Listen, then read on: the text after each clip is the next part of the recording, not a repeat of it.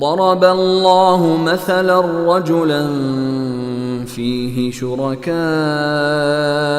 متشاكسون ورجلا سلما لرجل هل يستويان مثلا الحمد لله بل اکثرهم لا يعلمون۔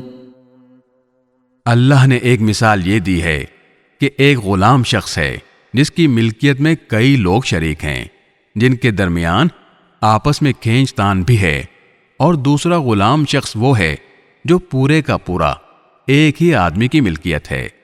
کیا ان دونوں کی حالت ایک جیسی ہو سکتی ہے؟ الحمدللہ، اس مثال سے بات بالکل واضح ہو گئی، لیکن ان میں سے اکثر لوگ سمجھتے نہیں۔ انک میت وانہم میتون۔ اے پیغمبر، موت تمہیں بھی آنی ہے اور موت انہیں بھی آنی ہے۔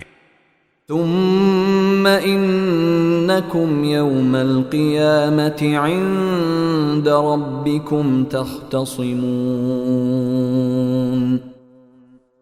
پھر تم سب قیامت کے دن اپنے پروردگار کے پاس اپنا مقدمہ پیش کرو گے۔